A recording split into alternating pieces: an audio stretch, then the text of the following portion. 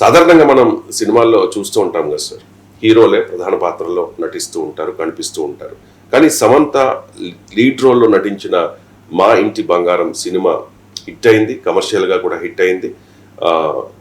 ఈ సినిమాపై సోషల్ మీడియాలో కూడా పెద్ద చర్చ జరుగుతోంది సార్. అంటే విమెన్ లెడ్ మూవీ, అంటే హీరోయిన్ లెడ్ మూవీ ఇది కమర్షియల్గా కూడా హిట్ అయింది.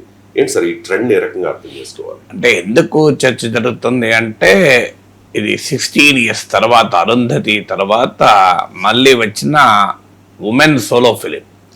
అంటే ఉమెనే ప్రధానమైన రోల్. సోలో అంటే హీరో లేరని కాదు. సో అరుంధతి 16 ఏళ్ల క్రితం వచ్చింది. మీకు నేను మీడియా ఎకనామిక్స్ స్టూడెంట్ కనుక మీడియా ఎకనామిక్స్ చూస్తే మీకు అరుంధతి 16 ఏళ్ల క్రితం 70 crore కలెక్షన్. అది టోటల్ ఆల్ టైమ్ కలెక్షన్. అది మీకు ఇంకొక ఉమెన్ లెడ్ ఫిలిం అంటే మహానటి. అయితే మహానటితో మనం అరుంధతిని కానీ మా ఇంటి బంగారం కానీ పోల్చలేము. కారణాలు నేను చెప్తాను దానికి. So Mahanati total collection 85 crore all time collection. So కానీ ఇప్పుడు మీకు ఫిలిం ఎకనామిక్స్ను ట్రాక్ చేసేవారు చెప్పేది ఇది ఫస్ట్ 10 daysలోనే 78.1 crore కలెక్ట్ చేసింది. మీకు ఫస్ట్ 1 weekలోనే 43 crore కలెక్ట్ చేసింది. ఫస్ట్ 1 weekలోనే. సాధారణంగా ఫస్ట్ 1 week కలెక్ట్ చేయడం అనే ఫినామినా మీకు మేల్ హీరో లెడ్ ఫిల్మ్స్ ఉంటుంది. ఫిలిం వరల్డ్ ఎవరైనా చెప్తారు ఇది మొదటి వారం గ్యారంటీ నువ్వు టాప్ స్టార్తో. ఎందుకని 100 కోట్లు ఇచ్చైనా టాప్ హీరోస్తో సినిమాలు తీస్తారు ప్రొడ్యూసర్స్, డైరెక్టర్స్. దానికి కారణం ఏంటంటే ఫస్ట్ 1 week గ్యారంటీ. అందుకే మీరు గమనించండి, భారీ బడ్జెట్ ఫిల్మ్స్ అందరికీ వెంటనే సినీ ప్రముఖులు వెళ్ళి ముఖ్యమంత్రిని కలుస్తారు. మాకు మొదటి వారం టికెట్లు పెంచుకునే అవకాశం ఇవ్వండి అని అడుగుతారు. ఎందుకంటే ఫస్ట్ 1 week ఇది ఫిలిం బిజినెస్లో ఒక కీలకమైన. ఈ టాప్ హీరోలు ఏ టాప్ హీరో అయినా ఏమవుతుందంటే ఫస్ట్ 1 week అలా ఫ్యాండమ్తోనే కలెక్షన్ వచ్చేస్తుంది. అంటే సినిమా హిట్ ఫట్తో సంబంధమే లేదు. మీకు సినిమా ఎలా ఉంది అన్న దాంతో కూడా సంబంధం లేదు. సో ఆ తర్వాత మీకు రివ్యూస్, వర్డ్ ఆఫ్ మౌత్ ఎలా ఉంది, ఇంటి పక్క వాళ్ళు చెప్పడం, ఇంటి ముందు వాళ్ళు చెప్పడం, ఫ్రెండ్స్ చెప్పడం, కొలీగ్స్ చెప్పడం వల్ల సినిమాకి వెళ్తూ ఉంటారు. సో కానీ ఈ సినిమా ప్రత్యేకత ఏంటంటే ఫస్ట్ 1 weekలోనే 43 crore కలెక్షన్ అయ్యాక still the collection is continuing. అది ఇంట్రెస్టింగ్ ట్రెండ్. 78.1 crore సంపాదించింది. సో అందువల్ల ఒక ఉమెన్ లెడ్ ఫిలిం 16 ఏళ్ల తర్వాత ఒక అద్భుతమైన కమర్షియల్ విక్టరీ. ఇదేం యునీక్ ఫిలిం ఏం కాదు, రొటీన్ మసాలా ఎంటర్టైన్మెంట్ ఫిలిమే. సినిమా చూసిన వారికి తెలుసు, నేను కథ చెప్పకూడదు కనుక. So cinema is a common, మనకు రొటీన్ యాక్షన్ ఫైట్, ఈ రొటీన్ మసాలా ఎంటర్టైన్మెంట్ ఫిలిమే. బట్ ఉమెన్ లెడ్ ఫిలిం అనేది ప్రత్యేకత ఇక్కడ. ఆ ఉమెన్ లెడ్ ఫిలింను ప్రజలు ఆదరించరు. మనది male chauvinist society, male dominated society, పురుషహంకార విలువల ప్రభావం ఉంటుంది, పితృస్వామిక భావజాల ప్రభావం ఉంటుంది. ఇవన్నీ వాస్తవం, ఉండదని నేను అనలేదు. అవి ఉన్నా కూడా తెలుగు ప్రేక్షకుడు ఉమెన్ లెడ్ ఫిలిమ్స్ ఎంకరేజ్ చేస్తారన్న దానికి ఈ సినిమా విక్టరీ ఒక ప్రత్యేకత. అయితే అదే సమయంలో సినిమా ఇండస్ట్రీకి ఇది ఒక క్వశ్చన్ కూడా ఇస్తుంది, మీకు 16 ఏళ్ళు ఎందుకు పట్టింది అని. అరుంధతి తర్వాత మళ్ళీ మీరు మా ఇంటి బంగారం లాంటి ఒక సినిమా తీసుకురావడానికి ఆ రోజు అనుష్క శెట్టితో మీరు అరుంధతి తీశారు, ఇవాళ సమంతతో మా ఇంటి బంగారం తీశారు. మధ్యలో 16 ఏళ్ల పాటు చిన్న చిన్న ప్రయత్నాలు జరిగినా, కొన్ని మంచి సినిమాలు వచ్చినా ఉమెన్ లెడ్ ఫిల్మ్స్ ఏవి కూడా కమర్షియల్ సక్సెస్ కాలే. కానీ హీరో సినిమాలు చూడండి, మీరు మామూలు సినిమాలు ఉండవు. అంటే హీరో లెడ్ ఫిలిమ్స్ ఉంటాయి. మీకు భారీ బడ్జెట్ సినిమాలు ఈ మధ్య కాలంలో అన్ని పాన్ ఇండియన్ ఫిలిమ్సే కదా. 100 కోట్లు, 500 కోట్లు, 1000 కోట్లు. బాహుబలి తెలుగు సినీ పరిశ్రమ, భారతీయ సినీ పరిశ్రమ చరిత్రనే ఒక మలుపు తిప్పిన సినిమా. బాహుబలి తర్వాత మీకు KGF, పుష్ప, పెద్ది, అంతకుముందు కల్కి, ఇవన్నీ మీకు మామూలు హ్యూజ్ కలెక్షన్స్ కదా, మామూలు కలెక్షన్ కాదు. అసలు ఒక ఇండస్ట్రీ అంటే ఏంది, 1000 కోట్లు సినిమా అంటే మామూలు విషయం కాదు. ఆ దశ వచ్చిన తర్వాత మరొక ఉమెన్ లిడ్ ఫిలిమ్స్ ఎందుకని ఆ లెవెల్ ఆఫ్ బాక్స్ ఆఫీస్ డిస్కోర్సు ఉండదు అనే ప్రశ్న ఉత్పన్నమవుతుంది. అయితే మహానటితో నేను ఎందుకు పోల్చలేదు అరుంధతిని కానీ ఈవెన్ ఈ సినిమాను మా ఇంటి బంగారం కానీ దానికి ఒక కారణం ఉంది. మహానటి చాలా కీర్తి సురేష్ చాలా గొప్పగా నటించారు, కానీ అది కేవలం ఉమెన్ లెడ్ ఫిలిం కాదు. ఎందుకంటే అందులో దుల్కర్ సల్మాన్ లాంటి టాప్ నటులు ఉన్నారు, విజయ్ దేవరకొండ, సమంత లాంటి టాప్ నటులు ఉన్నారు. అందులో అది సావిత్రి, ఇంకేది అవసరం లేదు. ఆ మహానటి పేరిటి చేతులు జోడించబుద్ధి అవుతుంది ఆ నటనకు. తెలుగు ప్రేక్షకులు ఎవరైనా తరతరాల వాళ్ళు సావిత్రి పేరు చెప్తే గౌరవంతో లేచి నిలబడతారు. మీరు ఏ వయసు ఇంకా మీరు కొన్ని తరాల వారు జస్ట్ సావిత్రి అన్న పేరింటే చాలా లేచి నిలబడతారు. అంత గౌరవం ఆ మహానటి. మహానటి అన్న పేరులో ఎవ్రీ అక్షరం మహానటి అని ఎంత అద్భుతంగా పేరు పెట్టారే అంటారు. సావిత్రిని మహానటి అన్నప్పుడు నా డౌట్ తెలుగు సినీ ప్రేక్షకుల్లో 0.001% కూడా డిసగ్రీ కాదు, అవునా కదా?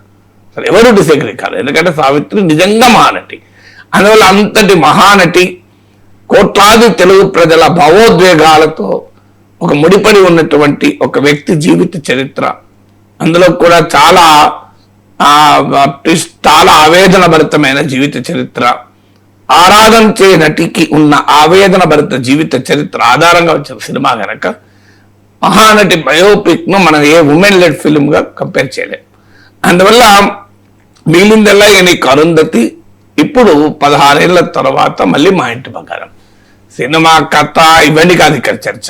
నేను అది అందులో స్పెషలిస్ట్ కాదు. సినిమాటిక్ ఎలిమెంట్స్ గురించి మాట్లాడే కెపాసిటీ నాకు లేదు కనుక ఆ జోలికి వెళ్ళాను నేను. So I'm not commenting on cinematic elements. అది ఫిలిం క్రిటిక్ల పని. నేను ఫిలిం క్రిటిక్ పని కాదు, ఫిలిం హిస్టారియన్ కూడా కాదు.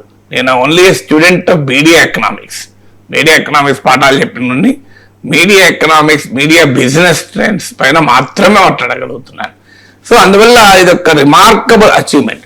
అఫ్ కోర్స్ సమంత వ్యక్తిగత రికార్డు కూడా ఐ థింక్ 3 years తర్వాత very big comeback.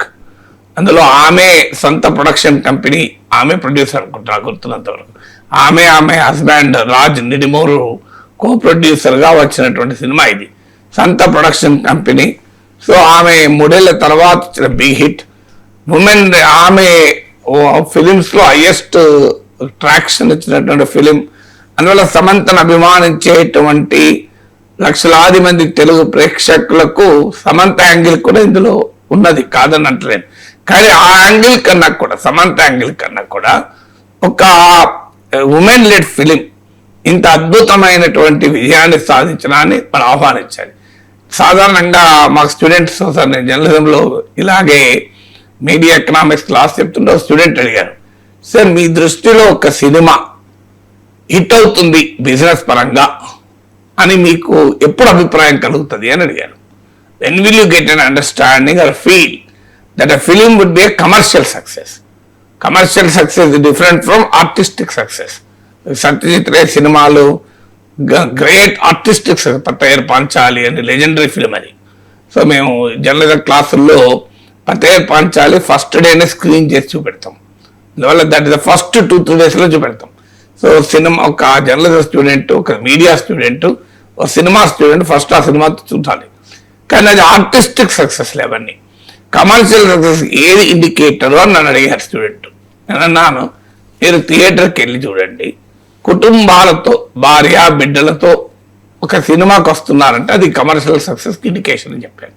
First indication అది. మీకు వర్షం రాబోతుందన్న ఇండికేషను మట్టి వాసన వస్తుంటే చూడండి. మీరు ఎక్కడో కన్నా దూరాన వర్షం పడ్డా మీకు మట్టి వాసన వస్తుంది. సో మట్టి వాసన వస్తుంది అంటే వర్షం దగ్గరలోనే ఉంది, దగ్గర పడుతుంది అని కదా. సో అందువల్ల మట్టి వాసన ప్రిన్సిపల్ అది. థంబ్ రూల్ ఏంటి అంటే, మీరు థియేటర్కి వెళ్ళండి, వెళ్ళి just look around the theatre. మీకు కుటుంబాలతో కనబడ్డారనుకోండి. ఈ మధ్య కుటుంబంతో సినిమా చూడడం లగ్జరీ అయిపోయింది కదా శంకర్. అసలు భార్య పిల్లలతో సినిమా చూడడం మామూలు విషయం కాదు, చాలా పెద్ద సాహసం తెలుగు సినిమా చూడడం అంటే. భార్య పిల్లలతో సినిమా చూడడం అనేది సాహసంగా మార్చేశారు మన ఫిల్మ్ ఇండస్ట్రీ. అలాంటి పరిస్థితుల్లో మీకు థియేటర్ హాల్కి వెళ్ళి జస్ట్ లుక్ అరౌండ్, మీకు భార్య పిల్లలతో కనబడుతున్నారు అనుకోండి, it will be commercial success అని. అలాంటి ఫ్యామిలీ మూవీస్ ఈ మేరకు సక్సెస్ కావడం రిమార్కబుల్ బిజినెస్ అచీవ్మెంట్. నేను మళ్ళీ చెప్పేది, I'm not commenting on the theme of the film, అవన్నీ నా పనికి కాదు. సో అందువల్ల బట్ డెఫినెట్ గా ఇట్స్ ఆ మేరకు ఒక ఉమెన్ లెడ్ ఫిలిం అనే యాంగిల్లో మాత్రమే చూసినప్పుడు it's a great comeback Indian Telugu cinema. And great question also. Cinema నన్ను ఒకసారి తెలుగు ఫిలిం డైరెక్టర్ల సంఘం పిలిచింది. సో సినిమాలకు థీమ్స్ పైన లెక్చర్ ఇవ్వమని.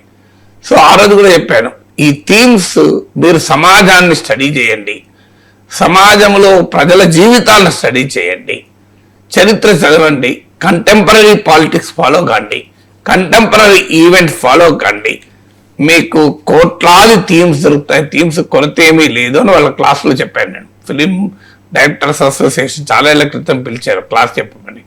సో ఫిలిం థీమ్స్ ఎలా ఉండాలి అని. అందువల్ల ఒక సంపాదకుడు అంటాడు, పత్రికా భాష ఎలా ఉండాలంటే ప్రబంధ కావ్యాల నుంచి ప్రజల పెదాల యందు కదలాడే పదాలే పత్రికా భాషకు ప్రాణం ఇవ్వాలి అని చెప్తాడు. అంటే ప్రబంధ కావ్యాల నుంచి ప్రజల పెదాల యందు కదలాడే పదాలే, అంటే ప్రజలు మాట్లాడుకునే సాధారణ పదాలే పత్రికా భాషకు ప్రాతిపదిక కావాలి.